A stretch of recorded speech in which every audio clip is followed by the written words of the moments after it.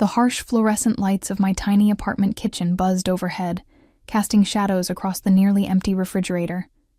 My fingers trembled slightly as I pushed aside a wilted head of lettuce and half-eaten container of yogurt. Nothing. The milk was gone, and Jamie would wake up hungry in less than an hour. I closed the door with a soft thud that seemed to echo my failure as a mother. "It's okay, buddy," I whispered, watching my 10-month-old son sleep peacefully in his second-hand crib, blissfully unaware of our circumstances.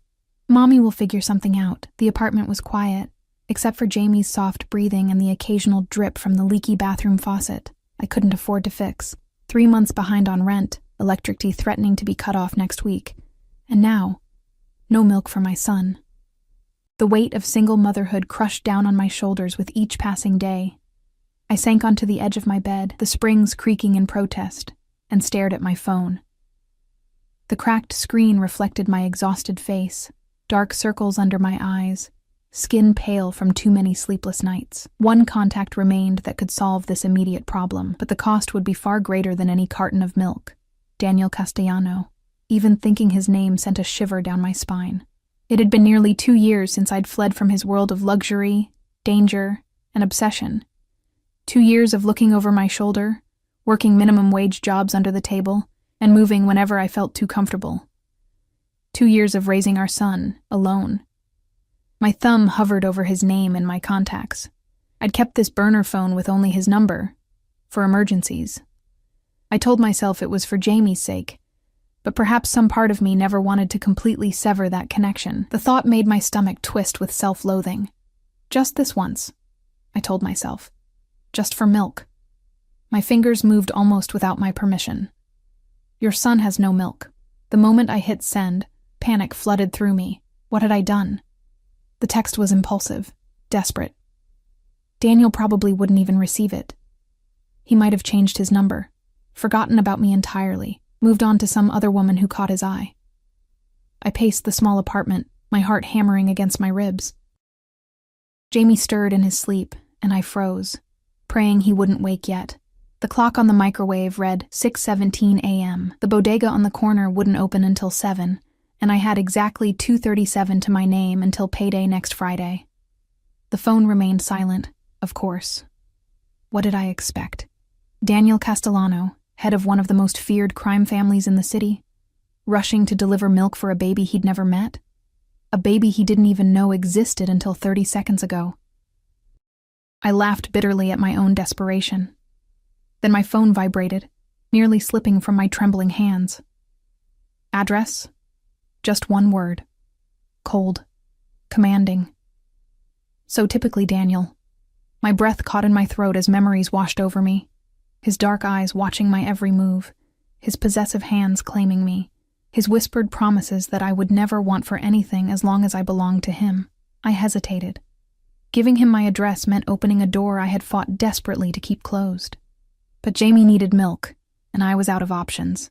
With shaking fingers, I typed my address and pressed send before I could change my mind. The response was immediate. "Stay there." I sank onto the edge of the tattered sofa, clutching my phone like a lifeline. What had I done? Daniel wasn't the type of man who would simply drop off milk and leave. He was the type who took what he wanted, who saw the world as his to command. And once, he had wanted me. Until I discovered the truth about who he was. Until I found the bloodied shirt in the laundry. Until I overheard the conversation about making an example of someone who had betrayed him. Until I realized that the man I thought I loved was capable of ordering deaths with the same casual ease as ordering dinner. I had run then, terrified, and 3 weeks pregnant. A detail I hadn't discovered until I was 2 states away, sleeping in cheap motels and working whatever jobs I could find that paid in cash. Now, I had invited the devil back into my life. 15 minutes passed, then 20. Jamie would wake soon, hungry and crying. I began to think Daniel wasn't coming after all, that perhaps he had only responded to torment me, to remind me of my dependence. I stood and moved to the window, pushing aside the thin curtain to peer down at the quiet street below. A sleek black SUV with tinted windows glided to a stop directly in front of my building. My heart lurched painfully. No ordinary car in this neighborhood looked like that. Polished to perfection, oozing wealth and power. A man in a dark suit stepped out from the driver's side, surveying the street with practiced efficiency before nodding toward the back seat, and then he emerged. Daniel Castellano looked exactly as I remembered, yet somehow more intimidating. His tailored charcoal suit emphasized broad shoulders and a lean frame. His dark hair was shorter now, the sides closely cropped while the top remained slightly longer, styled with precision. But it was his face that caught the breath in my throat. Sharp cheekbones, strong jaw perpetually shadowed with stubble, and eyes so dark they seemed to absorb light rather than reflect it. He didn't look up at my window. He didn't need to. Daniel always seemed to know exactly where I was, as if he could sense me. He carried a large paper bag in one hand while the other adjusted the cuff of his sleeve, a habitual gesture I had once found endearing. Now it reminded me of how meticulously he controlled everything in his orbit. I stepped back from the window, heart pounding wildly. This was a mistake. I should grab Jamie and leave through the fire escape. But before I could move, a firm knock sounded at my door. Too late. I smoothed my oversized t-shirt and worn leggings, suddenly achingly aware of how I must look. Exhausted, unkempt. A far cry from the woman who had once shared his bed in silk lingerie. I took a deep breath and opened the door, leaving the chain latched. Daniel stood in the dimly lit hallway, his presence seeming to fill the entire space, his eyes locked with mine through the narrow opening. And for a moment, neither of us spoke. I saw something flash across his face. Surprise, perhaps, at how much I had changed. Or disappointment. Elena. My name on his lips still carried the slight accent that had once made my knees weak. Open the door. It wasn't a request. I just needed milk, I whispered, hating the tremor in my voice. You can leave it. Open the door, Elena. His voice remained quiet, but steel ran beneath the softness. Or I will open it myself. We both knew the flimsy chain wouldn't stop him. With resignation, I closed the door, unlatched the chain, and opened it fully. Daniel stepped inside, his gaze sweeping over the tiny apartment in one assessing glance. I saw it through his eyes, the water-stained ceiling, the second-hand furniture, the clothes drying on a rack in the corner. His jaw tightened almost imperceptibly. You live here. Not a question. An accusation. Yes. I lifted my chin slightly, a small act of defiance. We live here. At the word we, his gaze sharpened. He set the paper bag on my small kitchen counter and turned toward the sleeping alcove where Jamie's crib stood partially visible. Don't, I said, stepping between him and my son. Our son. Please. Daniel went still, the way he always did when something challenged his control. I remembered that stillness. It preceded either calculated charm or cold fury, with nothing in between. You kept my son from me. His voice was dangerously soft. For how long, Elena? I swallowed hard. He's 10 months old. The calculation was immediate. I could almost see him counting backward, remembering when I had disappeared from his life. His eyes darkened further. 10 months. He repeated the words as if testing their weight. You've kept my son hidden for 10 months. I was protecting him, I said, the words rushing out before I could stop them. Daniel's laugh held no humor. From his father? From the life he deserves? He gestured around the apartment. Is this what you call protection? Poverty? Struggle? From your world, I countered, finding a thread of courage. From blood money and violence and... Enough. The single word cut through my protest like a blade. I want to see him. Not a request. Never a request with Daniel. Jamie chose that moment to stir. A soft whimper that quickly turned into full-fledged crying. My heart sank as I moved automatically toward the crib, lifting my son into my arms. His tiny face was scrunched in hunger, his cries growing more insistent. Shh, it's okay, I murmured, bouncing him gently. Mommy's here. I turned to face Daniel, cradling Jamie protectively against my chest. The expression on Daniel's face stole my breath away. Gone was the cold calculation, the controlled anger. In its place was something I had never seen before. Raw, unfiltered emotion. He stepped forward slowly, as if approaching something precious and fragile. For once, the powerful Daniel Castellano seemed uncertain. He has my eyes, he said quietly, his gaze never leaving Jamie's face. It was true. Jamie had inherited his father's deep brown eyes, so dark they sometimes appeared black. The same eyes that could freeze men in fear now looked with wonder at the child in my arms. His name? Daniel asked. James, I answered. Jamie. Daniel reached out a hand, hesitating just before touching Jamie's cheek. May I? The request, the first genuine request I'd heard from him, caught me off guard.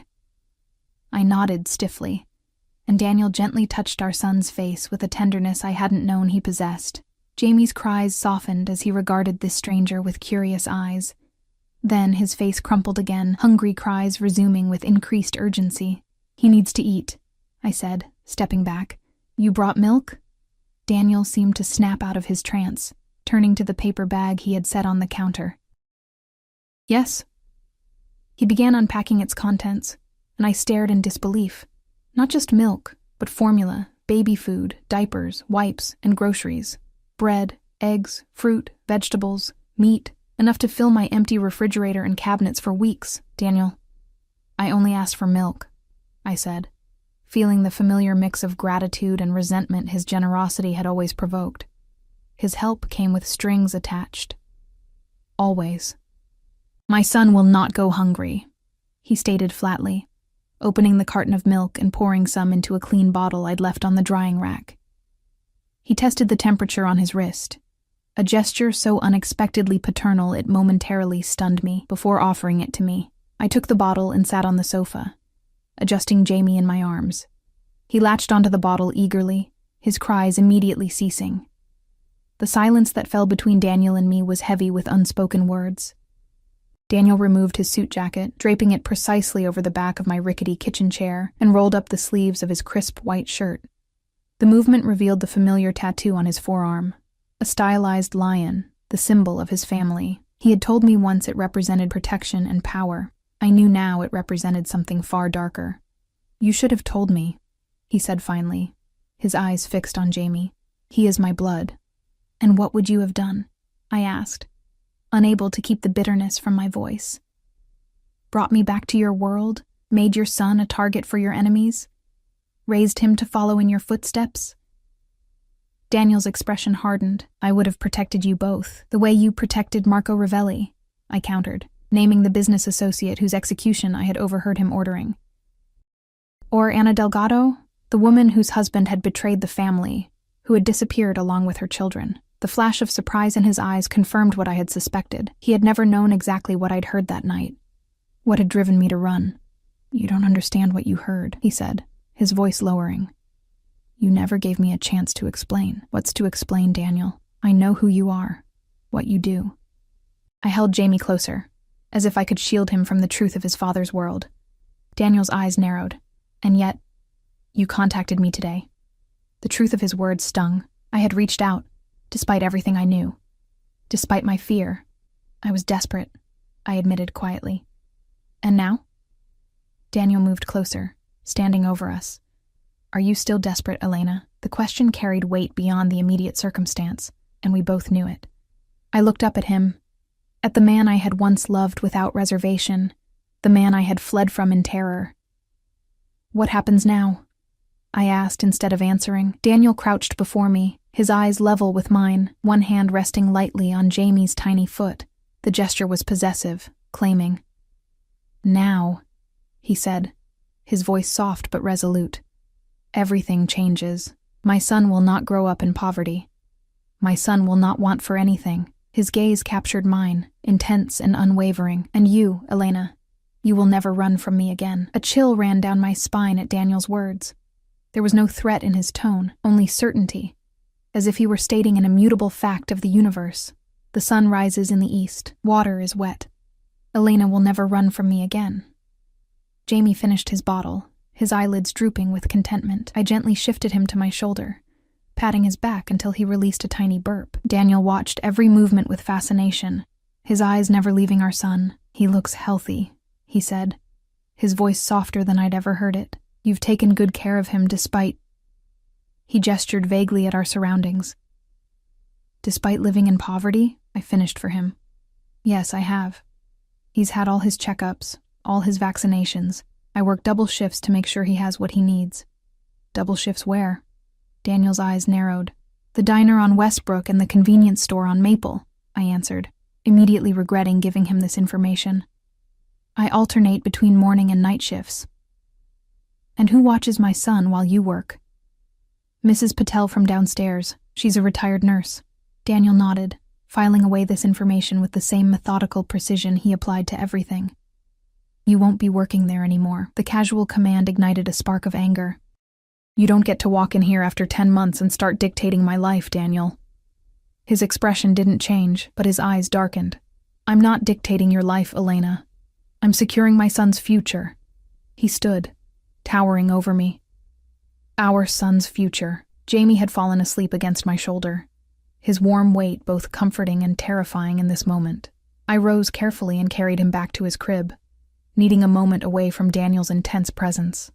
As I laid Jamie down, I felt Daniel approach from behind, his cologne, expensive and familiar, enveloping me in memories I'd fought hard to suppress.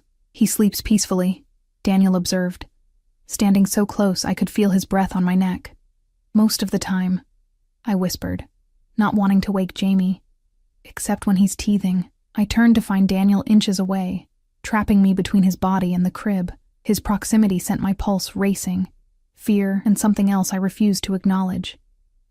He reached up slowly, brushing a strand of hair from my face with a gentleness that contradicted everything I knew about him. You cut your hair, he said, his fingers lingering near my cheek. I had chopped off my long dark hair into a practical bob soon after leaving, one of many attempts to transform myself into someone he wouldn't recognize. It's easier to manage with a baby. His eyes traveled over my face, cataloging the changes, the shadows under my eyes, the tension in my jaw, the wariness that had become my default expression. You're thinner, he noted with disapproval. I stepped sideways, escaping his proximity. Food isn't cheap. Daniel's jaw tightened. You should have come to me. And what would that have cost me? I asked, moving toward the kitchen to put distance between us. Nothing is free with you, Daniel, he followed, watching as I began putting away the groceries he'd brought. Is that what you think? That I would have made demands in exchange for ensuring my own child was fed?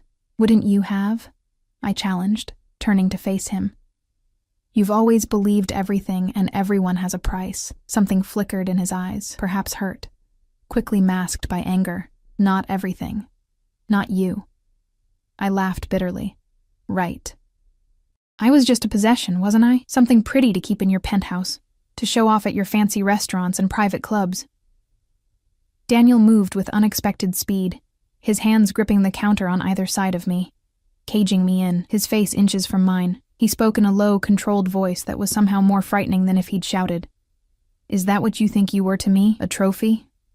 His eyes bored into mine. Do you think I let just anyone into my life, my home, my bed? Do you think I let just anyone see me vulnerable, see past the facade I maintain for the rest of the world?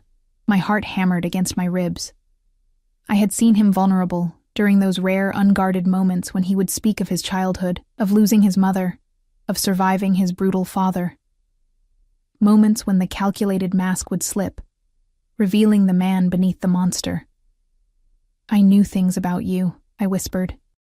Things that could have been dangerous for you. A mirthless smile curved his lips. Exactly. And yet I trusted you with those things. With me, his smile faded. Until you betrayed that trust. I ran to protect my child, I countered. Our child.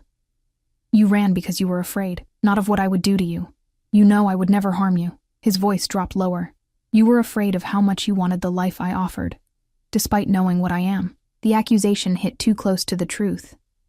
I had been afraid, not just of him, but of myself, of how easily I had adapted to his world of luxury and danger, of how I had ignored the whispered conversations and sudden silences when I entered rooms, of how I had accepted his vague explanations about business, without pressing for details I knew I wouldn't want to hear.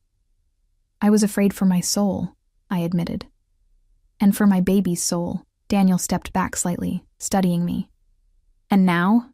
Are you still afraid? I looked into his eyes, those dark, unfathomable eyes that had once looked at me with desire, with possession, with something I had almost believed was love. Yes, I answered honestly. I'm terrified.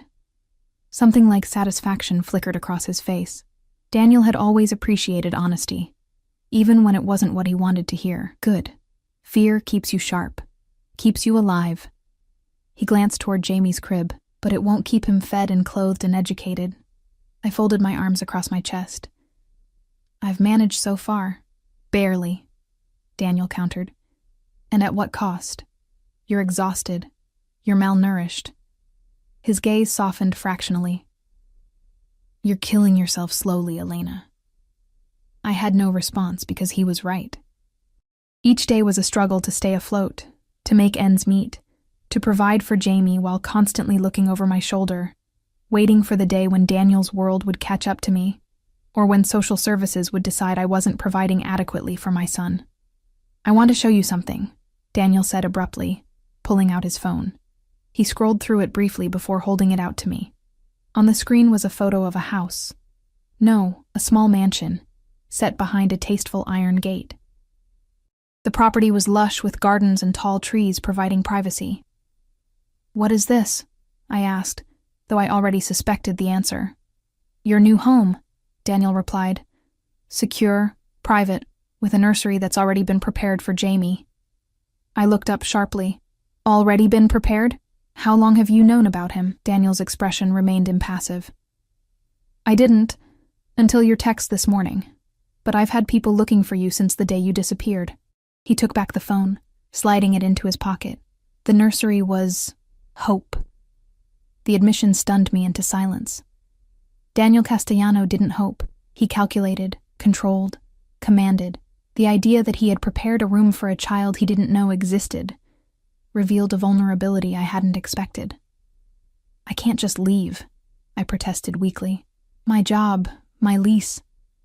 Already taken care of, he interrupted smoothly. Your landlord has been paid through the end of your lease. Your employers will receive notice of your resignation, with generous compensation for the inconvenience. Anger flared within me. You had no right. I had every right, Daniel cut in, his voice hardening. The moment you kept my son from me, you forfeited your right to make these decisions alone. His expression softened marginally as he glanced toward the sleeping Jamie. I'm not your enemy, Elena. I never was. Then what are you? I asked, the question escaping before I could stop it. Daniel considered me for a long moment. I am Jamie's father. I am the man who has searched for you for nearly 2 years. He stepped closer, his presence overwhelming in the small kitchen. And I am still the man who wakes reaching for you in the middle of the night. The confession hung in the air between us, intimate and dangerous. I forced myself to look away, to remember why I had run, why I had kept our son hidden. I need time to think, I said finally. This is all happening too fast. Time, Daniel repeated, as if considering the concept. How much time did you give me before disappearing? How much time did you spend considering how it would affect me to lose you without explanation, without closure? Guilt twisted in my stomach. I hadn't given him time. I had fled in the night while he was away on business, leaving nothing but an empty closet and returned key. No explanation? No goodbye? Just gone. That's not fair, I whispered. No, he agreed. It wasn't fair. He checked his watch. Platinum, I noticed. The same one I had given him for his birthday. I have a meeting I cannot miss. We'll continue this discussion this evening. The casual certainty that he would return, that our discussion would continue, sparked my defiance. I haven't agreed to anything, Daniel. He regarded me with a look that was almost pitying. You contacted me, Elena. You opened the door. He moved toward the apartment door, pausing with his hand on the knob. I'll have groceries delivered this afternoon. Make a list of anything Jamie needs. I don't want your charity, I said, hating how petulant it sounded even to my own ears. It's not charity, Daniel replied coolly. It's responsibility. My son will be provided for, whether you accept it graciously or not. With that, he was gone, the door clicking shut behind him with quiet finality. I rushed to the window, watching as he descended to the street below. His driver held the SUV door open, and Daniel slid inside without a backward glance. The vehicle pulled away smoothly, leaving only a faint cloud of exhaust in its wake. I sank onto the sofa, trembling with the aftermath of his presence. Daniel had always had this effect on me, leaving me shaken, disoriented, caught between wanting to run and wanting to follow. Now the stakes were infinitely higher. Now there was Jamie to consider. I moved to my son's crib, watching his peaceful sleep. He looked so innocent, so untouched by the complications of his parentage. Would Daniel's world taint him? Or would it protect him in ways I couldn't? The questions circled in my mind without answers. My phone chimed with a text message. Daniel, of course. Car will pick you up at 7. Be ready. Bring Jamie. Not a request. Never a request. I typed a response, deleted it, typed again. What could I say? That I wouldn't comply? We both knew that was a lie. Daniel would return, with or without my cooperation. And part of me, the part I had tried desperately to silence for 2 years, wanted to see him again, wanted to understand what his reappearance in our lives would mean. I left the message unanswered and moved to the tiny bathroom, studying my reflection in the cracked mirror. The woman who stared back bore little resemblance to the one who had once shared Daniel's life. My hair was shorter, my face thinner, my eyes harder. I had changed, necessarily and deliberately. But had Daniel changed? Could a man like him change? Or was I fooling myself, grasping at the memory of tender moments to justify considering a return to his world? I splashed cold water on my face and began mentally cataloging what Jamie would need for the evening. Diapers, wipes, extra clothes, his favorite stuffed elephant.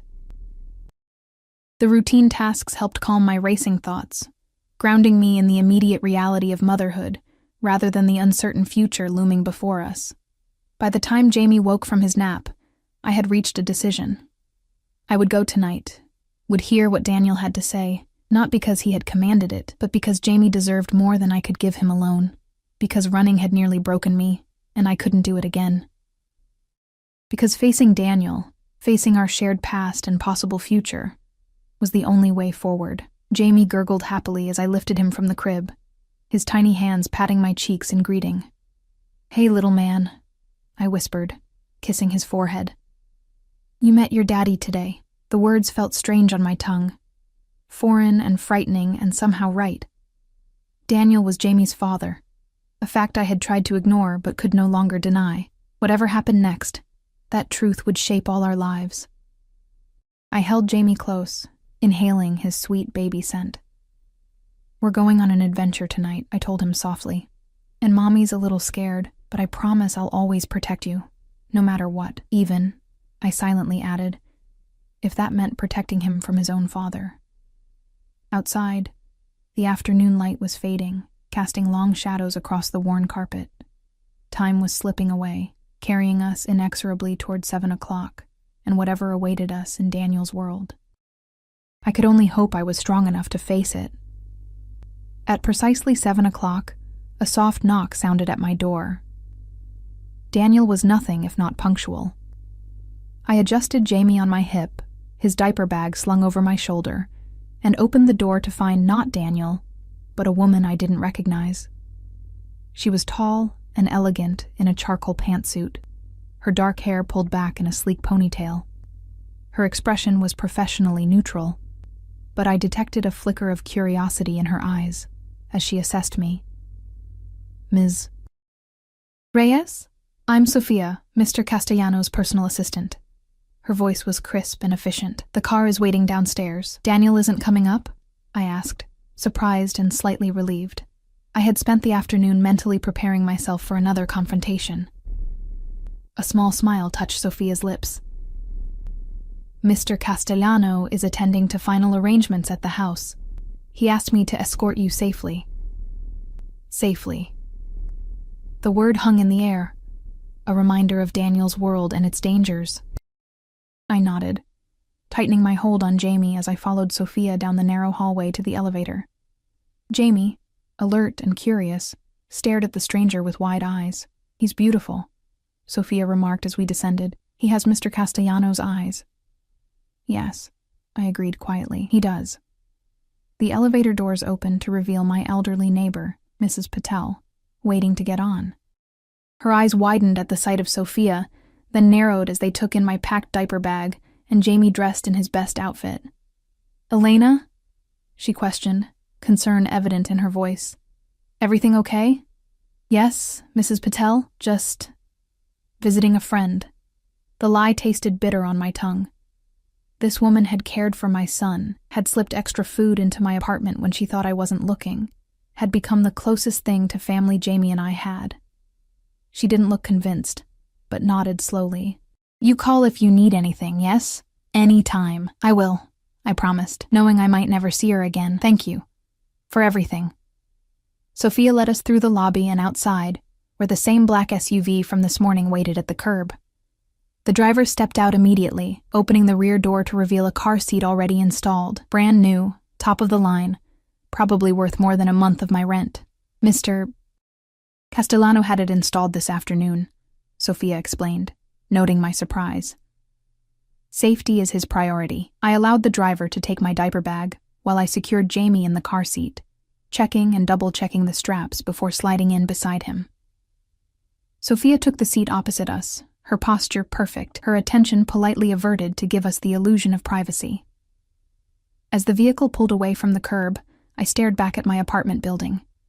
For all its flaws, the perpetually broken elevator, the water stains, the temperamental heating, it had been our sanctuary, our home.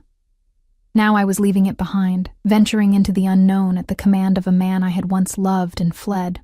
"How long have you worked for Daniel?" I asked Sophia, needing to break the silence that had settled over the car. 3 years, she replied. "I started shortly before you left." The careful pause told me she knew exactly who I was, who I had been to Daniel. I wondered what else she knew, if she had witnessed his reaction to my disappearance, if she had been part of the search efforts to find me. "You must know him well, then," I ventured. Sophia's expression remained neutral. "Mr. Castellano is a very private person." "That's not an answer." A hint of a smile curved her lips. "No, it's not." She held my gaze steadily, "But I know enough to understand that your return, and Jamie's existence, changes everything." The implication sent a chill through me. "Changes what exactly?" Sophia glanced at Jamie, who was contentedly chewing on the ear of his stuffed elephant. "Mr. Castellano has always been focused, disciplined. The past 2 years, however, his focus has had a particular direction." "Me," I supplied quietly. "You," she confirmed with a slight nod. "Finding you became something of an obsession." I swallowed hard, looking out the window as the city streets gave way to more affluent neighborhoods, houses growing larger, more spaced apart, gates more ornate. And now he's found me. "Yes," Sophia said simply. "He has." The rest of the drive passed in silence. I watched the landscape transform, each mile taking us further from my life of struggle and closer to Daniel's world of luxury and danger. Jamie eventually dozed off, lulled by the smooth motion of the expensive vehicle.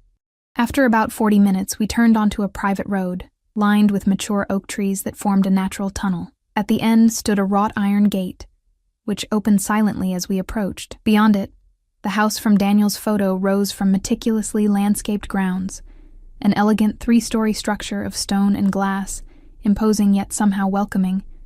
Security cameras tracked our approach, and I noticed discreet figures patrolling the perimeter. Daniel's security was always thorough, always invisible until needed. The SUV circled a fountain before stopping at the front entrance. Before the driver could exit, the massive wooden door opened, and Daniel emerged. He had changed from this morning's suit into dark trousers and a charcoal sweater that softened his usually formidable appearance. His eyes found mine through the car window, intense and unreadable. The driver opened my door, and I carefully unbuckled Jamie, who had awakened and was taking in his new surroundings with wide-eyed curiosity. As I stepped out with Jamie in my arms, Daniel approached, his movements measured, controlled, as always. "You came," he said quietly, the simple statement carrying layers of meaning. "Did you doubt I would?" I asked, adjusting Jamie on my hip. A ghost of a smile touched his lips. With you, Elena, I've learned to expect the unexpected. His gaze shifted to Jamie, softening visibly. He reached out, gently touching our son's cheek. Jamie, to my surprise, didn't shy away, but instead reached for Daniel's finger, grasping it firmly. Something flashed across Daniel's face. Wonder, perhaps, or possession. "Welcome home," he said, the words directed at Jamie but his eyes on me, challenging, questioning. I didn't correct him. This wasn't home. Not yet, maybe not ever.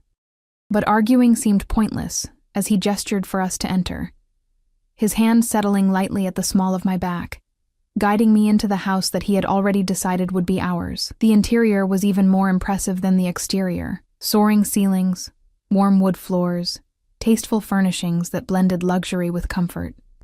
Fresh flowers adorned side tables, their subtle fragrance perfuming the air. Everything spoke of wealth, but not the ostentatious display I had sometimes seen in his previous homes.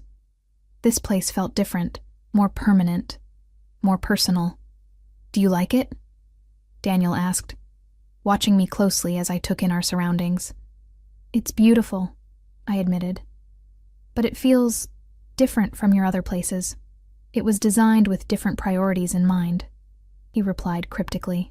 Before I could ask what he meant, a middle-aged woman appeared from what I presumed was the kitchen, wiping her hands on a dishcloth.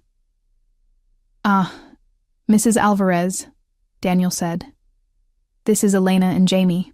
The woman smiled warmly. "Dinner is ready whenever you are, Mr. Castellano." Her eyes lingered on Jamie with approval. "And I've prepared something special for the little one." "Thank you," Daniel replied. "We'll eat shortly." Mrs. Alvarez nodded and retreated to the kitchen. Daniel turned to me, extending his arms toward Jamie. "May I?" The request, again, a genuine request, caught me off guard. I hesitated before carefully transferring Jamie to his father's arms, ready to take him back at the first sign of distress. But Jamie didn't cry. He stared up at Daniel with fascination, reaching a tiny hand toward his father's face. Daniel held him with surprising ease, supporting his head and body with practiced care. "You seem to know what you're doing," I observed. "I've been studying," Daniel replied, his eyes never leaving Jamie's face. "Books, videos, consultations with pediatricians." The image of Daniel Castellano, feared crime boss, ruthless negotiator, studying baby books and watching parenting videos was so incongruous I almost laughed. But the tenderness with which he held our son was undeniable. "Would you like to see the nursery?" he asked, glancing up at me. "It's upstairs." I nodded, following as Daniel carried Jamie up the sweeping staircase. The second floor opened onto a wide hallway with several doors leading off it. Daniel led us to one near the end, pushing it open to reveal a nursery that took my breath away. The room was spacious and bathed in soft light from recessed fixtures. A hand-carved wooden crib stood against one wall, draped with linens in soothing blues and grays. A comfortable rocking chair sat in one corner beside a bookshelf, already filled with children's books. Toys, tasteful, educational, age-appropriate, were arranged on low shelves. A changing table stocked with supplies stood ready, and a door led to what appeared to be a connected bathroom. "Daniel," I whispered, overwhelmed by the care and thought evident in every detail. "When did you do all this?" "I started it the day after you left," he admitted, surprising me. "Not specifically as a nursery, but as a child's room. I told myself it was for the future, for someday." He met my gaze, something vulnerable flickering in his eyes. "I always intended to have a family with you, Elena." The confession stunned me into silence. In our time together, we had never discussed children, never talked about a future beyond the immediate. Or rather, I had never brought it up, assuming a man like Daniel wouldn't want the complication of a family. "You never said anything," I finally managed. "Neither did you." He shifted Jamie in his arms, the movement gentle but confident. "Would it have changed anything if you had known I wanted children with you?" I didn't answer. I couldn't, because I honestly didn't know. Would it have changed my decision to run if I had known Daniel saw a future for us beyond the dangerous present? Or would it have terrified me more? The idea of bringing a child deliberately into his world. Daniel seemed to read my thoughts. You don't have to answer that now. He crossed to the crib, laying Jamie down on his back. Jamie immediately rolled to his side, his preferred sleeping position, and Daniel raised an eyebrow at me. He always sleeps like that, I explained. On his side with his elephant. Daniel retrieved the stuffed elephant from where it had fallen to the floor and tucked it beside Jamie. Our son grabbed it immediately, his eyelids already drooping with the fatigue of an exciting day. He's tired, I said softly. It's been an overwhelming day for all of us. Daniel nodded, stepping back to allow me space next to the crib.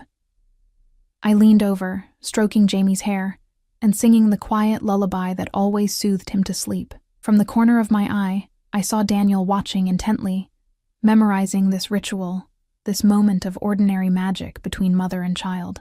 When Jamie's breathing deepened into sleep, I straightened, finding Daniel closer than I expected. His proximity sent a familiar rush of awareness through me, the subtle scent of his cologne, the warmth radiating from his body, the intensity of his gaze as it held mine. He's perfect, Daniel murmured, his voice lower than before, intimate in the quiet room. Yes, I agreed, stepping back slightly, needing distance from his magnetic pull. He is. Daniel gestured toward the door. We should let him sleep. The monitor is already activated. We'll hear if he wakes. I glanced at the state-of-the-art baby monitor on the nightstand, then back at my sleeping son. The idea of leaving him alone in this strange place, even with a monitor, triggered my protective instincts. He's safe here, Elena, Daniel said, reading my hesitation. This is the most secure property I own. No one enters without my knowledge. Reluctantly, I followed him from the room, leaving the door ajar. Daniel led me back downstairs to a formal dining room where the table was set for two, candles already lit, wine breathing in crystal decanters. You were very confident I would come, I observed, taking the seat he held out for me. Daniel took his own seat across from me, his eyes steady on mine, not confident. Hopeful. Again, that word, hope. So at odds with the calculating man I had known. Before I could respond, Mrs. Alvarez entered, serving a first course of some delicate soup that smelled divine. My stomach rumbled, reminding me I hadn't eaten properly in months, really. Please eat, Daniel encouraged, noting my hesitation. Mrs. Alvarez is an excellent cook. The soup was indeed delicious, and I found myself hungrier than I'd realized. We ate in silence for several minutes before Daniel spoke again. I want to discuss arrangements, he said, setting down his spoon. For you and Jamie. I tensed. Here it was. The negotiation, the terms, the price for his generosity. What kind of arrangements? Daniel reached for his wineglass, taking a deliberate sip before answering. I want you both to live here, permanently. Jamie needs stability, a proper home. And he needs both his parents. I set down my own spoon, appetite suddenly diminished. And if I don't agree? Daniel's expression hardened slightly. I've been patient, Elena. I've respected your space today, allowed you to come to terms with the situation, but make no mistake. My son will grow up with his father present in his life. Are you threatening to take him from me? My voice shook with sudden fear. No, Daniel replied firmly. I would never separate a child from his mother, especially not our son from you. His expression softened fractionally. But I am prepared to take legal action to establish my parental rights if necessary. The implied threat hung in the air between us. Daniel had resources I couldn't hope to match. Lawyers, influence, endless funds. If he sought custody, even partial custody, I would be powerless to stop him. So my choices are to live here, under your control, or fight a losing battle in court. I summarized bitterly.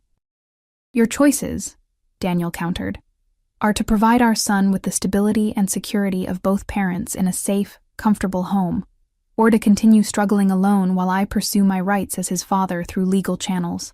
He leaned forward, his gaze intense. I'm offering you a partnership, Elena, not imprisonment. A partnership on your terms, I argued, in your world. Would you prefer I moved into your apartment? He asked with a hint of sarcasm. Would that make you feel more in control? I flushed, knowing how ridiculous the suggestion was. Daniel Castellano in my tiny apartment, with its leaking faucets and temperamental heat, was an absurd image. What about your work? I asked instead. Your business. We both knew what I meant. The family business. The empire built on blood and fear. Daniel's expression grew guarded. My business interests are separate from this house, from our family. Are they? I challenged. Can they ever truly be separate? He was silent for a moment, considering. I've made changes since you left, he said finally. Legitimate investments, legal enterprises, the other aspects, are being addressed. I raised an eyebrow skeptically. You expect me to believe you're going legitimate? Just like that?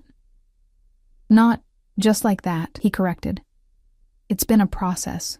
One that began before you left, before you heard that conversation and misunderstood what was happening. Misunderstood? I repeated incredulously. You ordered a man's execution. Daniel's expression remained impassive. I ordered a traitor's removal from our organization. Marco Ravelli was working with the FBI, wearing a wire to meetings, putting my entire family at risk. And Ana Delgado? Her children? I pressed. Did they pose a risk too? Ana Delgado and her children are living comfortably in Arizona under new identities, Daniel replied calmly. Her husband had made enemies outside our organization, who wouldn't have hesitated to use his family as leverage. I arranged their protection and relocation. I stared at him, trying to reconcile this information with what I had believed for 2 years. How can I possibly believe that? Daniel reached into his pocket and withdrew his phone. After a few taps, he slid it across the table to me. On the screen was a photo of Ana Delgado, looking healthy and content, her arms around 2 smiling children in front of a modest but pleasant-looking house. This was taken 3 months ago, Daniel said. She sends updates occasionally to let me know they're doing well. I pushed the phone back toward him, my mind reeling. Had I misunderstood? Had I fled based on assumptions that weren't accurate? Or was Daniel simply showing me what he wanted me to see, crafting a narrative to lure me back? Even if that's true, I said slowly, it doesn't change who you are, what you do.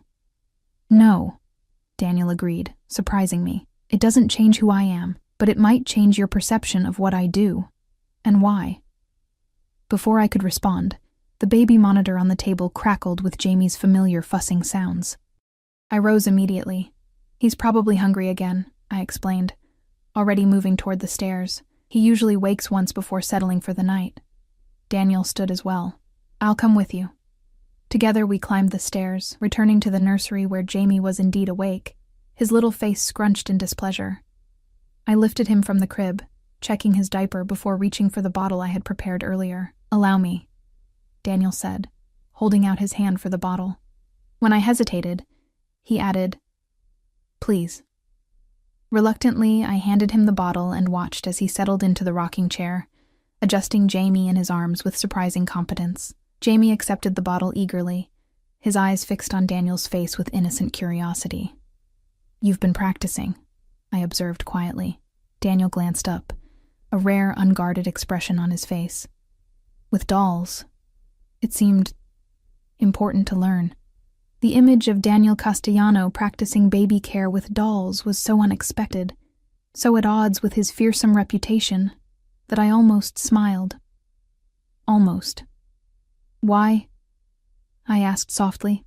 Why go to all this trouble when you didn't even know Jamie existed? Daniel was quiet for a moment, watching our son drink. Because I knew, eventually, I would find you, he finally replied.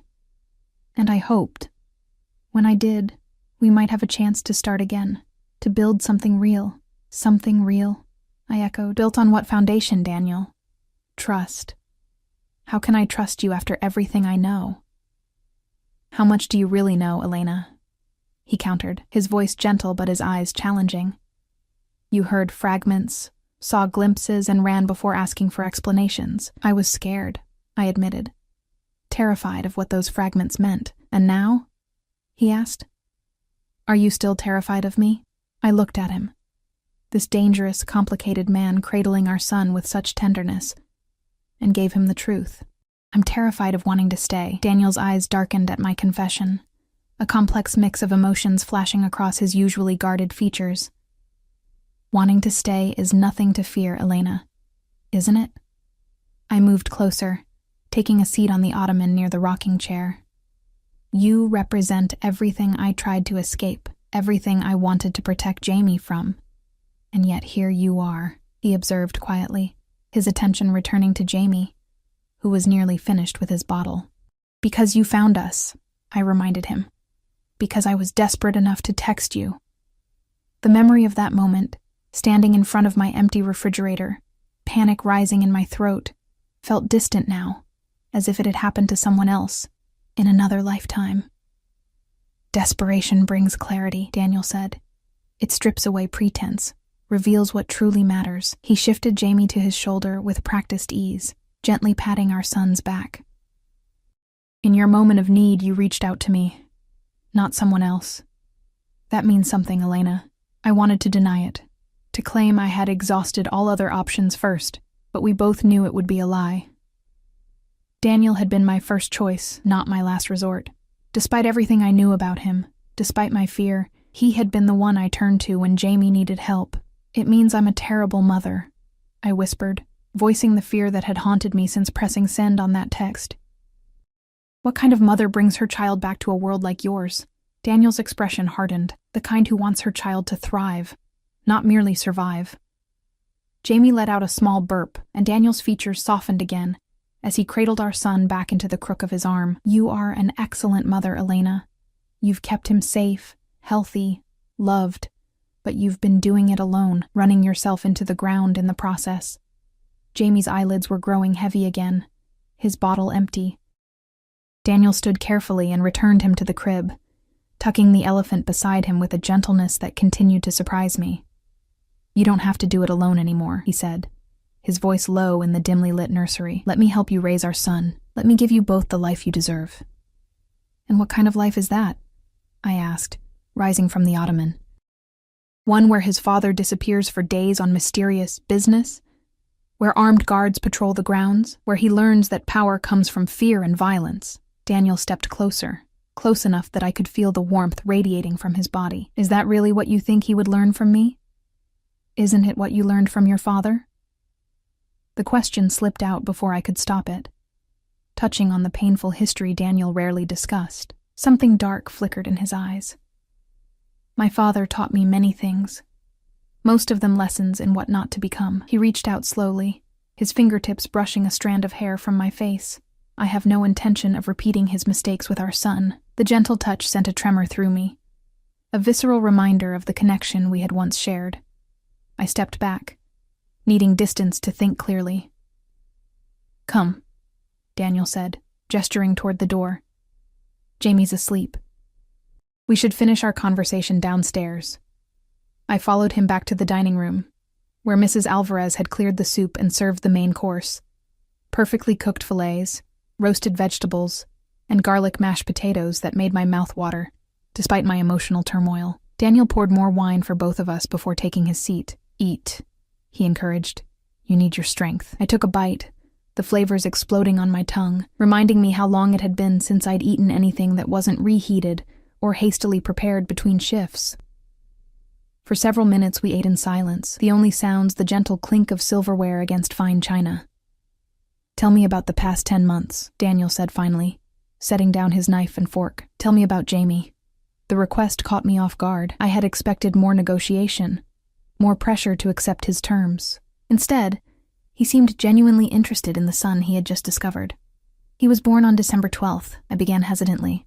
A little early, but healthy. 7 pounds, 3 ounces. You were alone? Daniel's expression darkened at the thought. I nodded. I had a midwife at a small birthing center. They were kind. His first word? A smile tugged at my lips despite myself. Mama, at about 7 months. He's still working on other words, but he babbles constantly. I took a sip of wine, the rich Cabernet warming me. He started crawling at 8 months, and he's trying to pull himself up now. The pediatrician says he's advanced for his age. Daniel listened with rapt attention as I continued, sharing the milestones and little moments that had filled our life. Jamie's first laugh, his favorite foods, the way he would bob his head to music. With each story, the tension between us eased slightly, replaced by the shared connection of two parents discussing their child. "I have pictures," I admitted, pulling out my battered phone. "Not many, but—" Daniel reached for the phone eagerly, his fingers brushing mine in the exchange. I watched as he scrolled through the sparse collection of photos I had managed to take. Jamie at 1 month, 3 months, 6 months, 9 months. His expression softened with each image, the hard lines of his face relaxing into something more vulnerable, more human. "He's perfect," he murmured, lingering on a photo of Jamie laughing in a patch of sunlight on the apartment floor. "He has your smile, and your stubbornness," I countered with a small smile. "Once he decides he wants something, there's no dissuading him." Daniel looked up, a rare grin transforming his features. "A valuable trait," says the man who once refused to leave my apartment until I agreed to have dinner with him. The memory slipped out before I could censor it. Daniel sitting stubbornly on my old sofa, claiming he would wait all night if necessary after our chance meeting at the university library where I had worked. It worked, didn't it? His eyes held mine, warm with shared history, best 14-hour wait of my life. The comment caught me off guard, reminding me of the man I had fallen for. Determined, intense, but also capable of surprising humor and tenderness. Before Daniel the crime boss, there had been Daniel the man, and I had loved that man with an intensity that had frightened me even then. "Why me?" I asked suddenly, the question that had lingered since our first meeting finally finding voice. "Out of all the women you could have chosen, wealthy, connected, understanding of your world, why pursue the broke graduate student working night shifts at the university library?" Daniel set down my phone, considering the question. "Because you looked at me and saw a man, not a name or a bank account or a reputation." His gaze held mine steadily. "Because you challenged me, questioned me, made me justify my choices instead of simply accepting them. Because when you smiled, it felt like something I had been missing my entire life without knowing it." The raw honesty of his answer stole my breath. This was the Daniel few people ever saw. The man beneath the calculated exterior, capable of depths of feeling his enemies would never believe existed. "You disappeared once," he continued, his voice lower. "I won't survive it a second time." The admission hung between us, heavy with implication. Before I could respond, my phone buzzed on the table, the screen lighting up with a text message. Daniel glanced down reflexively, then froze, his expression transforming in an instant, from open vulnerability to cold fury. I reached for the phone, turning it to see the message that had triggered such a reaction. "Just checking you're okay. Didn't see you at work. Call me?" "Matt." "Who is Matt?" Daniel's voice had dropped to a dangerous whisper. All previous warmth evaporated. I sighed, suddenly exhausted. "A co-worker from the diner. Just a friend." "A friend," Daniel repeated, the word dripping with disbelief. "A friend who texts you at night to check if you're okay?" "Yes, a friend," I insisted, irritation flaring. "Matt is the cook at the diner. He's 63 and has grandchildren Jamie's age. He looks out for me, that's all." Daniel's expression didn't change, but something in his posture relaxed marginally. "And does this Matt know where you are tonight?" "No one knows where I am," I replied sharply. I didn't exactly leave a note saying, "Off to the mansion of the crime boss who fathered my child. Back later." The sarcasm earned me a narrow look. "Your safety is not a joke, Elena. If someone were looking for you—" "No one is looking for me," I interrupted. "Except you, apparently, for the past 2 years. Daniel leaned forward, his expression intense. "Do you have any idea how many people would use you and Jamie to get to me? How many enemies would consider you valuable leverage?" The thought sent a chill through me. I had considered the dangers of Daniel's world in abstract terms: illegal activities, violence, moral compromise, but not the specific threat to Jamie and myself as targets for his enemies. "No," I admitted quietly. "I hadn't thought of it that way. I have thought of little else," Daniel replied, his voice tight. "Every day since you left, I have imagined you out there, unprotected, vulnerable to anyone who might discover your connection to me." I stared at him, suddenly seeing his obsessive search in a new light, not just possessiveness or wounded pride, but genuine fear for my safety. For our safety. Is that why you had this house prepared? The security, the isolated location? I asked slowly. Daniel nodded. This property exists on paper under a shell corporation with no connections to me or my family. The staff are loyal and thoroughly vetted. The security systems are state-of-the-art, and the guards are former special forces. A gilded cage, I murmured. A sanctuary, he corrected firmly. One where you and Jamie can live in comfort and safety. With you, I added, meeting his gaze. With me, he confirmed. As a family. The word hung between us, loaded with meaning and expectations. Family had always been a complicated concept for both of us. Daniel with his brutal father and absent mother, me with parents who had died too young, leaving me to navigate the world alone. And what exactly would that entail? I asked carefully. This family arrangement. Daniel regarded me steadily. You and Jamie living here permanently. Shared custody and parental responsibilities. Financial support and security. He paused, something vulnerable flickering in his eyes. And in time, perhaps more between us, if you're willing. More, I repeated. You mean a relationship? Yes. He didn't elaborate, didn't pressure, simply stated it as a possibility, a hope. I took a deep breath, trying to organize my thoughts. And your work? Your business? As I said, I've been transitioning to legitimate enterprises, Daniel replied. The process is nearly complete. Within 6 months, all my interests will be above board. And in the meantime? In the meantime, my work remains entirely separate from this house and our family, he stated firmly. I will never bring business here, never expose Jamie to any aspect of it. I wanted to believe him, part of me, the part that remembered how it felt to be loved and protected by him, already did. But the careful, cautious part that had kept Jamie and me alive for the past 10 months needed more. I need time, I said finally. This is all happening so fast. Yesterday I was struggling to buy milk for our son. Today you're offering us a life I never imagined possible. Daniel nodded slowly. How much time? A trial period, I suggested, the idea forming as I spoke. 1 month. Jamie and I will stay here, get to know you, see how this arrangement works in practice. At the end of the month I decide whether we stay permanently. Daniel's expression darkened. And if you decide to leave? Then we negotiate a custody arrangement that allows you to be part of Jamie's life, while respecting my concerns. I held his gaze steadily. I won't keep him from you again, Daniel. I promise you that. But I need to know I can trust you before I commit to this life. For a long moment, Daniel was silent, his expression unreadable. I knew what I was asking was difficult for him.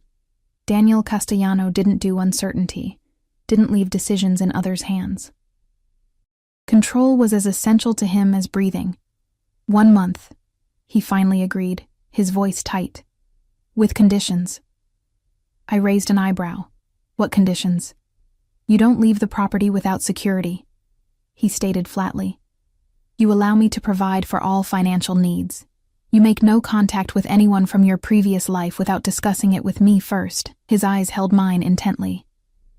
And you are honest with me, completely honest about your concerns and needs during this time. The conditions were restrictive but not unreasonable, given the circumstances. I considered for a moment before nodding. I agree. With one addition of my own. Daniel waited expectantly. You are equally honest with me, I said firmly, about your business, about your plans for our future, about everything. No half-truths, no omissions, no protecting me from information you think I can't handle. A muscle ticked in Daniel's jaw, the only outward sign of his tension. Agreed, he said finally, though you may not like everything you learn. I'd rather know uncomfortable truths than comfortable lies, I replied. Daniel reached across the table, his hand extended toward mine, not demanding, but offering. After a moment's hesitation, I placed my hand in his. His fingers closed around mine, warm and strong and achingly familiar. 1 month, he repeated softly. Beginning now. The contact between us sent a current of awareness through my body, a reminder of the chemistry that had always existed between us, regardless of the complications. I withdrew my hand slowly, needing to maintain some distance, some clarity. "I should check on Jamie," I said, rising from the table. Daniel stood as well, ever the gentleman despite the power and danger that clung to him like a second skin. "Of course. I'll show you to your room afterward. It connects to the nursery through an adjoining door." "My room," I repeated. "Not yours." Something heated flickered in his eyes, but he inclined his head in acknowledgement. "Your room, for now. I can be patient, Elena." The implication that his patience had limits hung unspoken between us.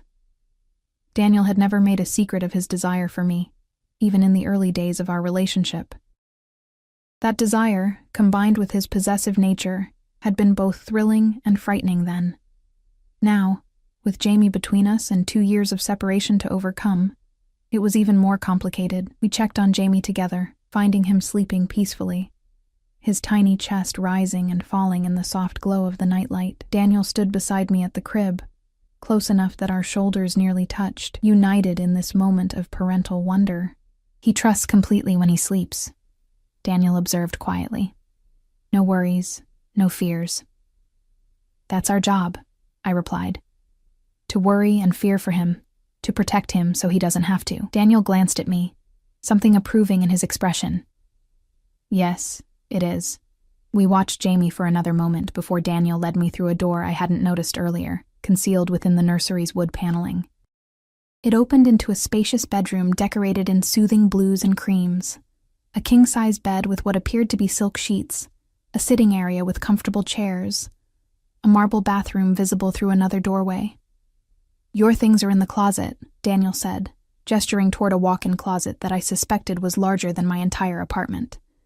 Noting my confusion, he added, "I had Sophia purchase a new wardrobe for you this afternoon. If anything doesn't fit or isn't to your taste, she can exchange it." I should have been offended at the presumption, but instead found myself feeling oddly touched by the consideration. "Thank you," I said quietly. Daniel moved to the nightstand, pressing a button that illuminated a control panel. "The house security system can be accessed here. This button calls security directly." He pointed to another. "This one alerts me personally, day or night." He turned to face me, his expression serious. "Your safety, both of you, is my highest priority, Elena. Never hesitate to use these if you feel concerned about anything." The reminder of the dangers surrounding Daniel's world sent a shiver down my spine. "Do you expect trouble?"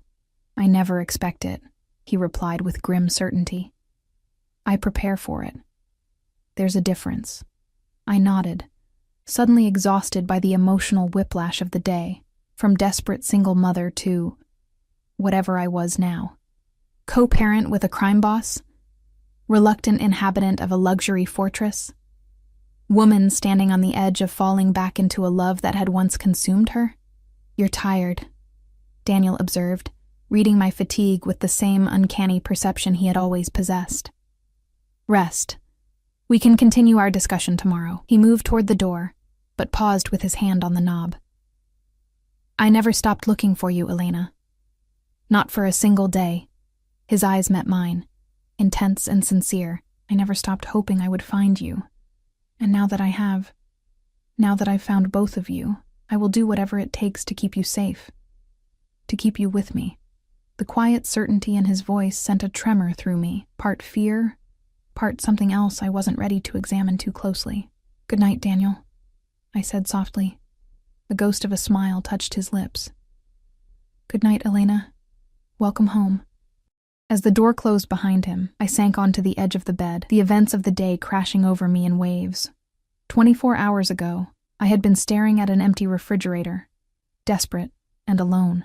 Now I sat in a mansion, my son sleeping peacefully in a nursery fit for royalty, with Daniel Castellano once again in our lives. 1 month to decide our future. 1 month to determine if Daniel could truly change, if his world could ever be safe for Jamie, if the feelings I had buried for 2 years were worth resurrecting. 1 month to decide if I was brave enough to stay. Morning light filtered through sheer curtains, casting soft patterns across the unfamiliar bed. For a disorienting moment, I couldn't remember where I was. Then it all came rushing back. The text, Daniel's appearance, this house, our agreement, 1 month to decide our future. I stretched, luxuriating in the feel of silk sheets against my skin.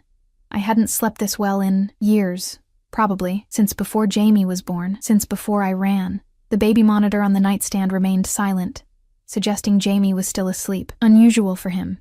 He typically woke at dawn, ready for his first bottle. I slipped from the bed and padded to the adjoining door, easing it open to check on him. The nursery was empty. Panic seized me, my heart lurching painfully as I rushed to the crib. Jamie's stuffed elephant lay abandoned on the mattress, but my son was nowhere to be seen. I spun around, searching frantically for any sign of him, when a soft sound from downstairs caught my attention. Laughter. Jamie's distinct, delighted giggle. I hurried down the sweeping staircase, following the sound to a sun-drenched kitchen at the back of the house. And there they were, Daniel and Jamie, the most improbable breakfast companions imaginable. Daniel sat at the kitchen island, still in what appeared to be sleep clothes, expensive-looking lounge pants and a fitted t-shirt that revealed the muscular physique his suits usually concealed. Jamie was secured in a high chair beside him, happily smashing banana pieces between his tiny fingers. Neither had noticed me yet. I remained in the doorway, struck by the scene before me. Daniel Castellano, feared by enemies, respected by allies, a man whose name was whispered in certain circles, was making airplane noises as he guided a spoonful of what looked like pureed fruit toward our son's eagerly opening mouth. "That's my boy," he murmured when Jamie accepted the offering, his voice warm with pride. "Smart like your mother, strong like your father." The tenderness in his tone caught me off guard, causing a tightness in my chest I couldn't quite define.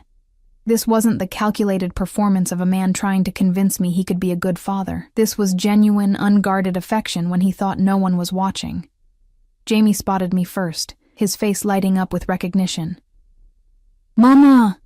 he exclaimed, one of his few clear words, banana-covered hands reaching toward me.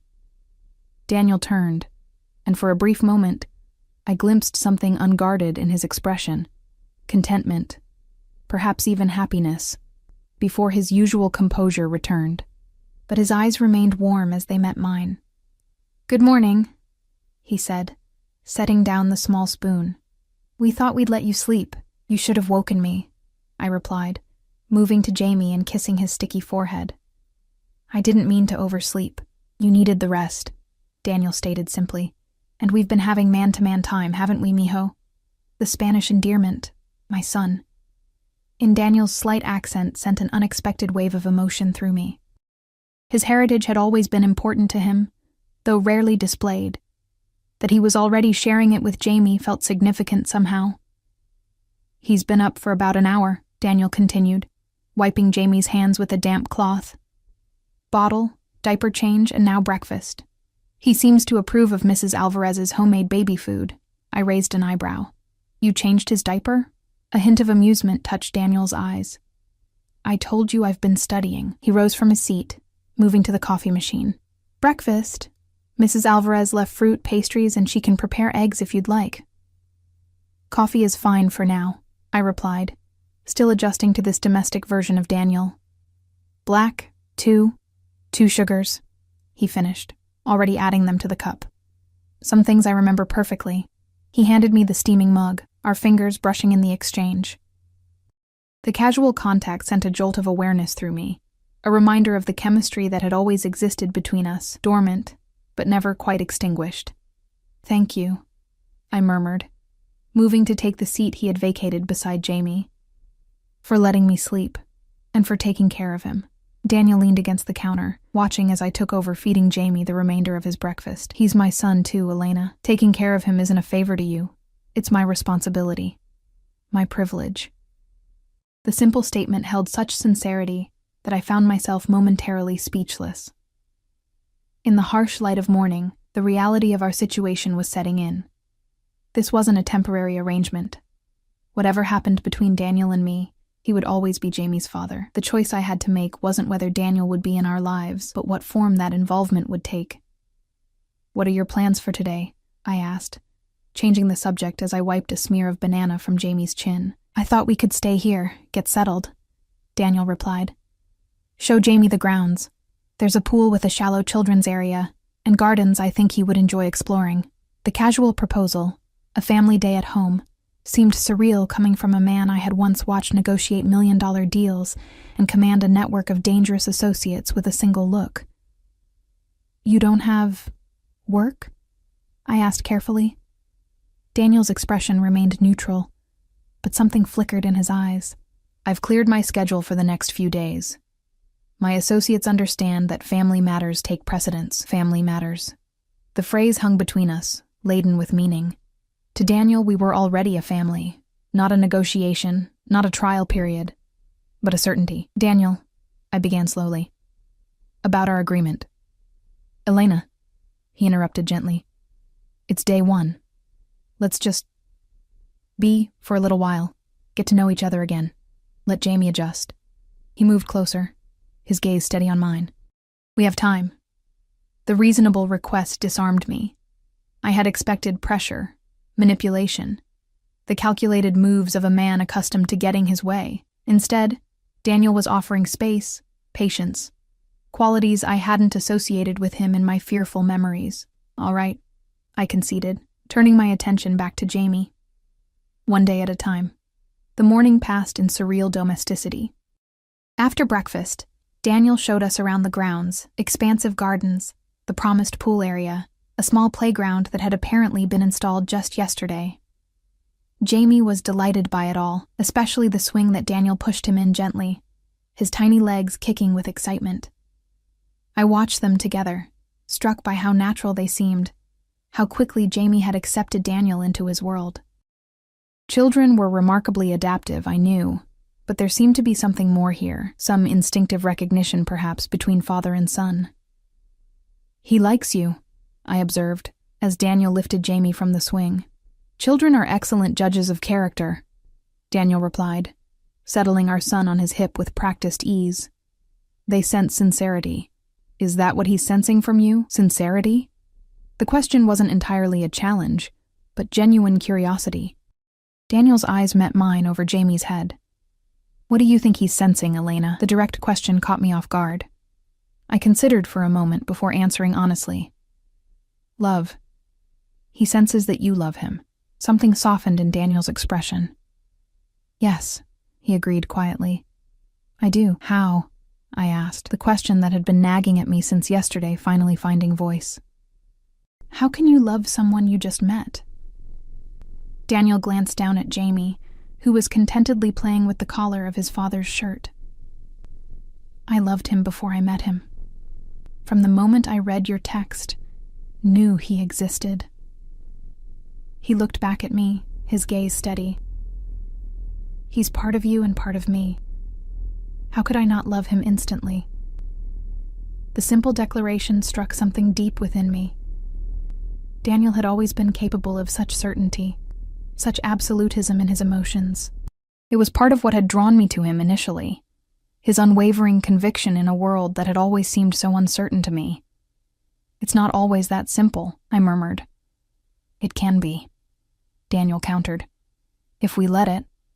The comment hung between us as we continued our tour, eventually returning to the house for Jamie's lunch and nap time. Daniel insisted on participating in every aspect of Jamie's routine, absorbing each detail with the same focused intensity he had once applied to business matters. After settling Jamie for his nap, we retreated to a comfortable sitting room overlooking the gardens. Mrs. Alvarez appeared with lunch, a light salad for me, something more substantial for Daniel, before discreetly withdrawing. Your staff is very efficient, I observed, picking at my salad. Do they live here? Daniel shook his head. Mrs. Alvarez comes daily. Security rotates shifts, with 2 men always on property. My driver, Marco, has quarters above the garage. He studied me over his water glass. Does their presence make you uncomfortable? A little, I admitted. I'm not used to having people around all the time, watching, serving. They're not watching you, Elena. They're protecting you. He set down his glass, leaning forward slightly. And they can be as invisible as you prefer. This house is designed to provide privacy while maintaining security. I nodded, taking in the subtle security features I had begun to notice. Cameras disguised as decorative elements, reinforced windows that looked ordinary, the carefully planned sightlines that would allow guards to monitor approaches without being obvious. It's all very thorough, I said finally. You've thought of everything. Not everything, Daniel replied, his voice quieter. I never anticipated Jamie. That was the one variable I couldn't plan for. The admission seemed to cost him something. Daniel had built his life, his empire, on careful planning and absolute control. The existence of a son he hadn't known about represented a massive disruption to that control. A disruption he was handling with surprising grace. Would you have looked for me differently if you had known? I asked, curious despite myself. If you had known I was pregnant when I left? Daniel considered the question with the gravity it deserved. I would have found you faster, he said finally. I would have been more aggressive in my methods. A chill ran through me at the implication. What methods did you use? He held my gaze steadily. Are you sure you want to know? Part of our agreement is complete honesty, but some truths are difficult to hear. I want to know, I insisted. No more secrets, remember? Daniel nodded once. I had teams in 6 cities following leads. Private investigators with specific instructions to be discreet, to observe but not approach if they found you. I had contacts in hospitals and clinics watching for your name or any aliases we thought you might use. He paused. I accessed databases I had no legal right to access, called in favors from people who owed me, paid substantial sums for information. You invaded my privacy, I stated, not entirely surprised but still disturbed by the scope of his search. Yes, he agreed without hesitation. I would have violated every privacy law in existence to find you, Elena. His expression hardened slightly. What I didn't do was harm anyone. I didn't threaten. I didn't destroy. I looked for you with every resource at my disposal, but I did it cleanly. By your standards, I pointed out. By any reasonable standard, he countered. I could have found you months ago if I had been willing to be less ethical in my methods. The claim gave me pause. Daniel Castellano, concerned about ethics? It contradicted everything I had believed about him when I ran. Why weren't you? I asked. Less ethical, I mean, if finding me was so important to you. Daniel's eyes never left mine, because I hoped when I found you, there would be a chance for reconciliation, for understanding. And that chance would be destroyed if I used methods that harmed you or others. He leaned back slightly. I wanted to find you, Elena, not terrify you into running further. The logic was so perfectly, essentially, Daniel, pragmatic, strategic, but with an underlying current of emotion that few people ever glimpsed. It reminded me why I had fallen for him in the first place, before I knew the full truth of his world. And now, I asked softly, now that you've found us? Now we decide what comes next, he replied simply. Together. The word hung between us, together, loaded with possibilities and complications. Before I could respond, my phone chimed from the coffee table. I reached for it automatically, checking the screen.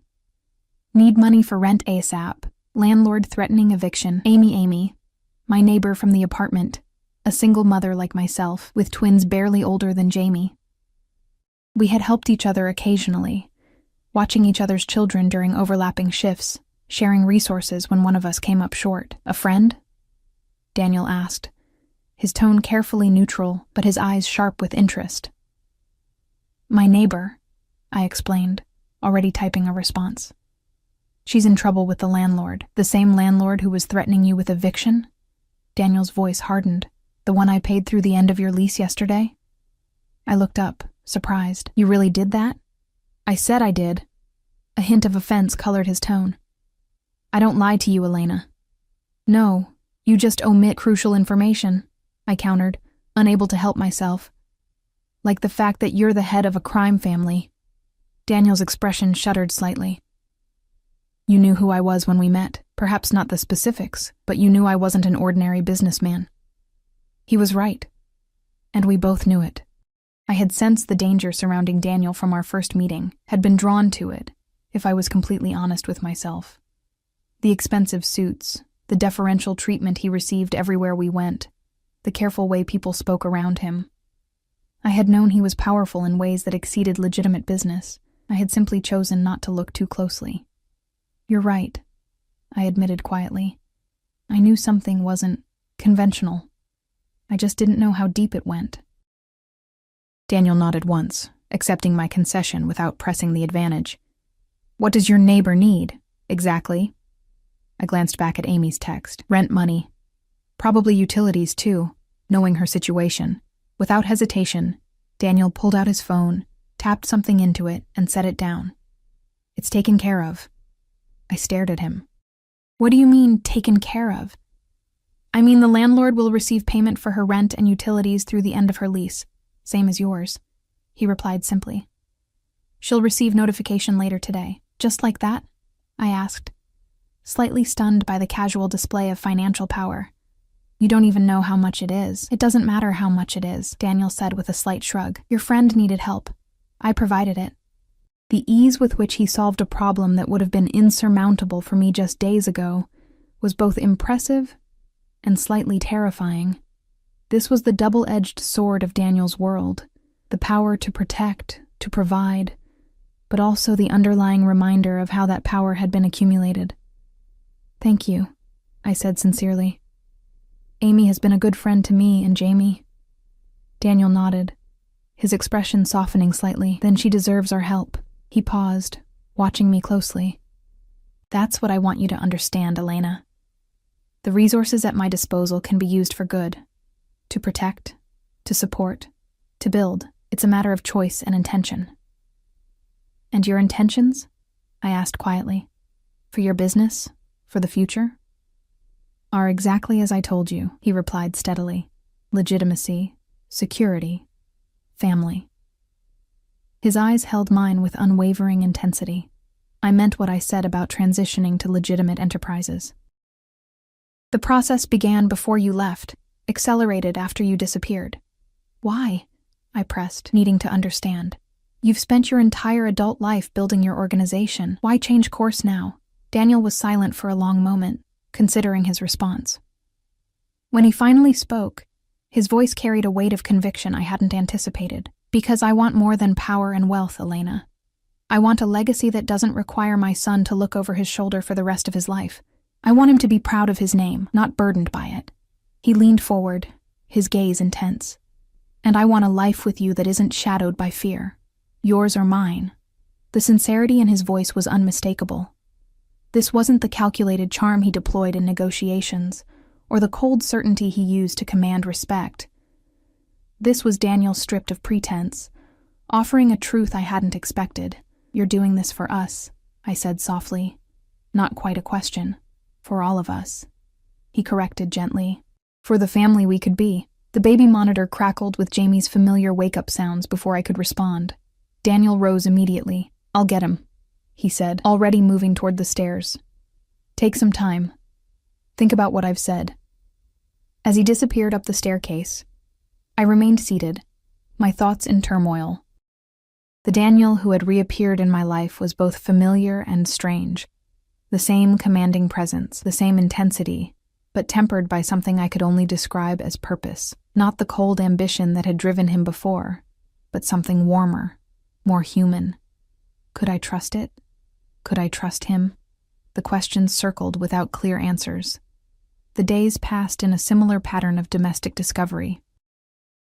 Daniel rearranged his schedule to spend most of his time at the house, leaving only for brief periods when business demanded his physical presence. Each day revealed new aspects of him as a father, patient, attentive, surprisingly playful with Jamie, who had taken to him with a trust that both reassured and terrified me. A week into our arrangement, I found Daniel in his home office late one evening after Jamie had gone to bed. He was studying documents on his computer, his expression focused in the way I remembered from our earlier life together. "Working late?" I asked from the doorway, unsure if I was interrupting. Daniel looked up, his expression immediately softening. "Just finalizing some transfers. Come in." I entered the tastefully appointed office, taking a seat in one of the leather chairs opposite his desk. For a week, we had maintained a careful distance, friendly but not intimate, cooperative but not fully trusting. Yet something was shifting between us, the invisible walls slowly crumbling with each shared moment over Jamie's care, each conversation that revealed more of the changes in both our lives. Transfers? I asked, curious despite myself. Daniel studied me for a moment before turning his computer screen so I could see it. The final phase of legitimate asset restructuring. Moving investments from shell companies into properly registered corporations with transparent ownership. The screen showed complex financial data that meant little to me, but the amounts involved were staggering, tens of millions of dollars flowing through various entities. "This is what you meant by going legitimate," I said, understanding dawning. "You're not just changing operations. You're completely restructuring your finances." Daniel nodded. "The transition began 2 years ago. It accelerates now." He held my gaze steadily. "By the time our 1-month agreement concludes, every aspect of my business interests will be fully legal, fully transparent." The timing wasn't coincidental, and we both knew it.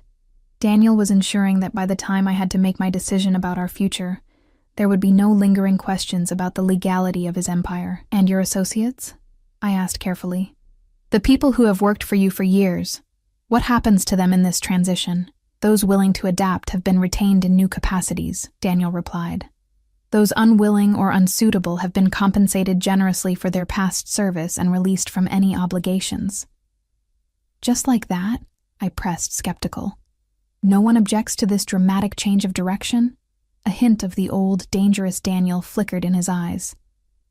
"My decisions are not subject to debate, Elena. Never have been." The reminder of his authority, of the power he still wielded, sent a familiar shiver down my spine. Fear mingled with something else, something I wasn't ready to examine too closely. "And what about the past?" I asked quietly. "The things you've done, the people you've hurt. Does going legitimate erase all that?" Daniel leaned back slightly, regarding me with unexpected candor. "Nothing erases the past. I don't expect absolution, Elena.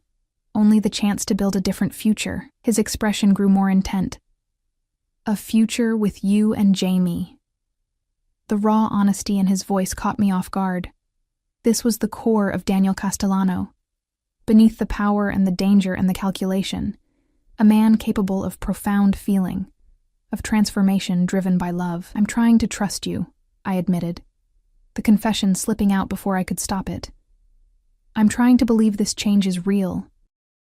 "I know," he said softly, "and I'm trying to be worthy of that trust." He rose from his desk, moving around to lean against its edge, closer to where I sat. "It's been a week, Elena. What are you thinking? How are you feeling about all of this?" The direct question deserved a direct answer. "Confused," I admitted. "Torn between what I remember, what I feared, and what I'm seeing now." I met his gaze steadily. "Jamie loves you already. That much is clear." "And you?" Daniel asked, his voice dropping lower. "What are you feeling beyond confusion?"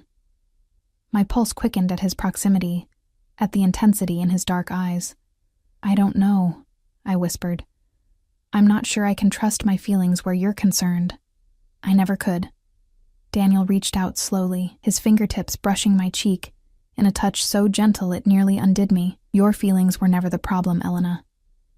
It was the fear that came with them." I closed my eyes briefly at his touch, memories washing over me. The first time he had touched me this way, the last night before I discovered the truth and ran, the countless moments between filled with passion and tenderness that contradicted everything I later came to believe about him. "I was right to be afraid," I murmured, opening my eyes to find him watching me with naked longing. "Yes," he agreed softly. "You were. My world was dangerous then, more than I allowed myself to admit." His hand dropped away, leaving my skin tingling in its absence. "But I'm offering you a different world now. A safer one. For how long?" I challenged gently. "How long before the old ways call you back? Before the power you're surrendering becomes too tempting again?" Daniel's expression grew solemn. "Power was never the goal, Elena. Security was. Control." His gaze held mine intently. "I grew up with nothing. No protection, no certainty. at the mercy of a father who ruled through fear and violence. Everything I built was to ensure I would never be vulnerable again. The rare glimpse into his past, into the motivations that had shaped him, created a crack in the wall I had built around my heart. I had always known pieces of Daniel's history: the abusive father, the mother who had died too young, the poverty and danger of his childhood. But I had never fully understood how those experiences had forged him. And now? I asked softly. Now I understand there are different kinds of vulnerability, he replied, his voice lower. The kind that comes from opening yourself to love, to family, to a future you can't control entirely. He moved closer, his knees nearly touching mine. That's the vulnerability I'm choosing now, Elena. For Jamie, for you. If you'll let me. The sincerity in his voice, in his eyes, was unmistakable. This wasn't the calculated charm of a man accustomed to getting his way, but the raw honesty of someone who had confronted his own nature and chosen a different path. I want to believe you, I whispered, the confession costing me more than I had expected. I want to believe in this version of you, of us. Daniel knelt before me, taking my hands in his, not commanding, not possessing, but offering. Then believe it, he said simply. Give us the chance to become what we were always meant to be. I looked into his eyes, searching for any hint of deception, any shadow of the man I had feared. Instead, I found only Daniel. Complicated, intense, dangerous in some ways, but also capable of profound love, of sacrifice, of change. I need more time, I said finally. We still have 3 weeks left in our agreement. Daniel nodded, accepting my hesitation without protest. 3 weeks, he agreed, rising to his feet, but keeping my hands in his. But know this, Elena. I have already made my choice. I chose you and Jamie the moment I received your text. Every decision since then has been in service to that choice. The simple declaration hung in the air between us, powerful in its certainty. Daniel had always possessed this quality, this absolute conviction that, once decided, admitted no doubt or wavering. 3 weeks passed more quickly than I could have imagined, filled with small moments that gradually rebuilt the trust between us. Daniel included me in every aspect of his transition to legitimacy, showing me documents, introducing me to his legal team, proving through actions rather than words that the change was real and irrevocable. Jamie flourished under the attention of both parents, developing new skills almost daily, his vocabulary expanding to include dada alongside mama, a development that had brought actual tears to Daniel's eyes the first time he heard it. And slowly, inevitably, the walls around my heart crumbled. The Daniel I had feared became increasingly difficult to reconcile with the man who read bedtime stories with dramatic voices, who sat through business calls with Jamie napping on his chest, who looked at me each day with unwavering devotion and infinite patience. On the final day of our 1-month agreement, I found Daniel in the garden, watching Jamie crawl across a blanket spread on the manicured lawn. The sight of them together, dark heads bent in concentration over a colorful toy, created a tightness in my chest that was both painful and exquisite. Daniel looked up as I approached, his expression questioning. We both knew what day it was, what decision awaited us. Join us? He asked simply, patting the blanket beside him. I settled onto the soft fabric, smiling as Jamie immediately crawled into my lap, babbling excitedly about his toy.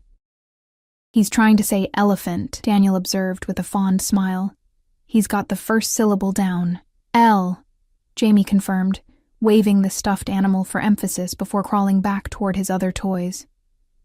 We watched him in comfortable silence for a moment, the peace of the afternoon wrapping around us like a gentle embrace. It's been a month, Daniel said finally, his voice quiet but steady. Have you made your decision, Elena? I turned to face him fully, taking in the man who had once been my greatest fear and was now, against all odds, my greatest hope. Yes, I said simply. I have. Daniel's expression remained carefully neutral, but I could see the tension in his shoulders, the slight tightening of his jaw as he prepared himself for whatever answer I might give. This past month has shown me a side of you I always suspected existed but never fully believed in. I began softly. You've been honest, patient, devoted to Jamie. And to me. Always to you, Daniel interjected quietly. I nodded, acknowledging the truth of his words. The world you're building now, the legitimate business, this safe home, the future you envision, it's everything I could want for Jamie. For us. Hope flickered in Daniel's eyes, but he remained silent, waiting for me to finish. I've realized something important, I continued, reaching out to take his hand. The day I texted you about the milk, I wasn't just reaching out because I was desperate. I was reaching out because deep down, some part of me never stopped hoping you could be the man I'm seeing now. Daniel's fingers tightened around mine, his thumb tracing gentle circles on my skin. And what do you see now, Elena? I see a man who loves his son unconditionally, I answered honestly. A man who has moved mountains to create a safe future for his family. A man who has waited, without pressure or manipulation, for me to make my own choice. I met his gaze steadily. I see the man I fell in love with, but stronger, better, more complete. Daniel's eyes darkened with emotion. And your decision? I smiled, feeling lighter than I had in years. The weight of fear and uncertainty finally lifting from my shoulders. My decision is to stay, to build this life with you, to raise Jamie together, to become the family you've believed in all along. The control that defined Daniel in all things slipped momentarily, raw emotion transforming his features as he processed my words. In one fluid movement, he pulled me into his arms, cradling me against his chest, as if I were something infinitely precious, infinitely fragile. Elena. He whispered against my hair, my name a prayer on his lips. Thank you for this second chance. I swear to you, I will never give you reason to run again. I leaned back slightly, meeting his gaze. No more secrets, no more fear, just us, building something real together. Just us, Daniel agreed, his hand coming up to cut my cheek. You, me, and Jamie, family. The word no longer frightened me. Instead, it felt like coming home. Not to a place, but to a person, to the connection we had always shared, now strengthened by time and truth, and the small miracle playing contentedly at our feet. Daniel leaned forward slowly, giving me time to pull away if I wanted, but I didn't want to. Instead, I closed the distance between us, pressing my lips to his in a kiss that felt like sealing a promise. His arms tightened around me, familiar and new all at once. The passion that had always existed between us rekindled instantly, tempered now by deeper understanding, by the knowledge of what we had almost lost and what we had found again. When we finally separated, both slightly breathless, Jamie crawled between us, demanding attention with imperious babbles. Daniel laughed, a rare, genuine sound that transformed his usually serious features, and lifted our son into his arms. What do you think, mijo? He asked, settling Jamie on his knee. Are you happy with Mama's decision? Jamie reached out, placing one tiny hand on Daniel's cheek and the other on mine, as if physically connecting us. Mama, he declared confidently. Then, with equal certainty, Dada. That's right, I whispered, blinking back unexpected tears. Mama and Dada are both here now. Always. Daniel's eyes met mine over Jamie's head, a world of meaning in that single glance. Gratitude, joy, and a love so profound it transcended the complications of our past. Always, he echoed softly, the word both a promise and a certainty. In that moment, with the afternoon sun warm on our faces and our son secure between us, I knew with absolute clarity that I had made the right choice. The text I had sent in desperate need had led us here, to this second chance, this new beginning. Daniel Castellano had once been the man I fled from in fear. Now he was the man I chose to build a future with, in strength and in love. The journey had been unexpected, complicated, even dangerous at times, but as Daniel drew me closer, creating a circle of warmth with our small family, I realized that sometimes the most unexpected paths lead exactly where we're meant to be. Sometimes, a desperate text about milk can change everything.